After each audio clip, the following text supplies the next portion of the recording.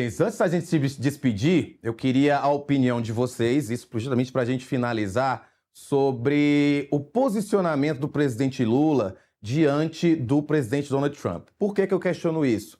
A gente via em momentos anteriores, recentes, em que Lula bateu diretamente em relação a Trump. Ele realmente dizia o que ele acreditava, fazia críticas diretas ao presidente Donald Trump. A gente termina essa reunião em que o Trump, inclusive, usa um adjetivo, né, o dinâmico, para falar sobre ele nas redes sociais. Então, eu queria saber de vocês como vocês avaliaram esse comportamento do presidente Lula em relação a Trump diante desse histórico da relação entre os dois. Queria começar pelo Paulo, por favor, Paulo. Rafael, veja, temos uma diferença básica entre o Trump 1, 2017 e 2020, e o Trump 2. O Trump 1 começou já desmantelando a cláusula de nação mais favorecida, fazendo aquelas sobretaxas abusivas, inclusive contra o Brasil na questão do etanol e depois sobre aço e alumínio para todos os países demais, e, sobretudo, uma ofensiva contra a China no comércio, entende? Agora, o Trump 1 parece uma criança de jardim de infância comparado ao Trump 2, que é um elefante numa loja de cristais, não é? Ele veio com uma truculência, uma diplomacia da brutalidade jamais vista no sistema internacional desde 1945, talvez, não é? O unilateralismo, a truculência, a brutalidade exercida. E aí eu me refiro um pouco à apreciação do professor Rubens sobre a postura do Brasil. O Brasil realmente não é um país que tenha excedentes de poder, como dizem os diplomatas, não é? Nós somos um país médio, uma potência média, como todos reconhecem. Agora, o comportamento do presidente Lula nesses últimos ano e meio, quase, de Trump 2, da diplomacia da brutalidade, foi exemplar. E os próprios europeus e japoneses deveriam se envergonhar, porque a gente se lembra muito bem quando o Trump começou, em abril do ano passado, proclamando aquelas tarifas absolutamente absurdas. Nós até respiramos aliviado com apenas 10%, mas depois fomos punidos politicamente em julho por aquelas tarifas abusivas de mais 40%, 50% no total. Os europeus e japoneses reagiram de uma forma pusilânime, covarde, aceitaram negociar tarifas bilaterais com os Estados Unidos e prometeram bilhões de dólares de investimentos nos Estados Unidos. Ora, isso é uma renúncia à soberania e até à dignidade própria, à autoestima, não é? O Brasil não fez isso. O Brasil defendeu os seus direitos e deu um exemplo a europeus e japoneses, sobretudo, de como se deve comportar com um elefante numa loja de cristais. Cumprimento também o primeiro-ministro do Canadá, David Carney, Mark Carney, que foi exemplar na sua postura em relação à truculência do seu principal vizinho, não é?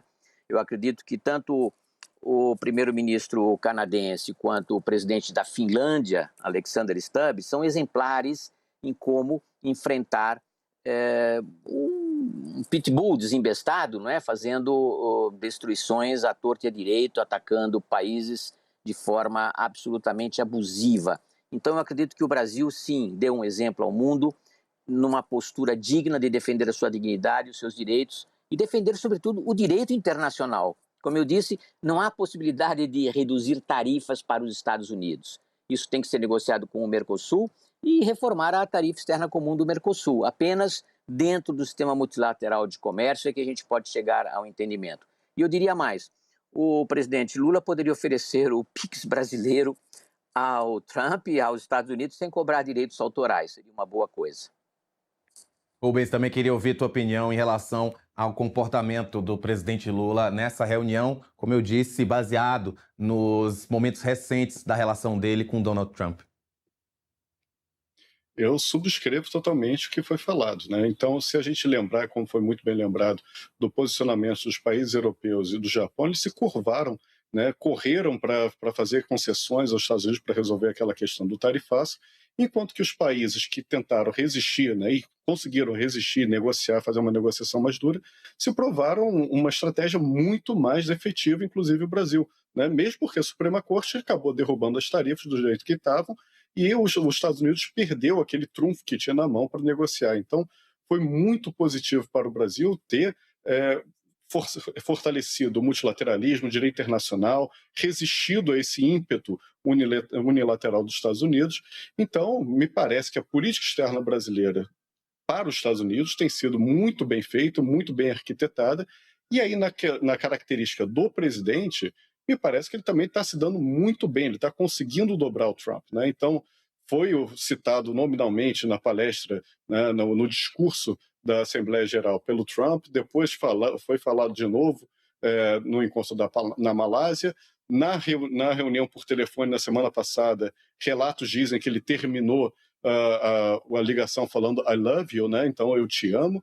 E agora, mais uma vez, apesar de levantar muitas questões, o encerramento da reunião sem a entrevista coletiva dos dois presidentes juntos, né? Que isso de fato leva algumas questões, algumas dúvidas, as repercussões dos dois presidentes dos dois lados estão muito positivas.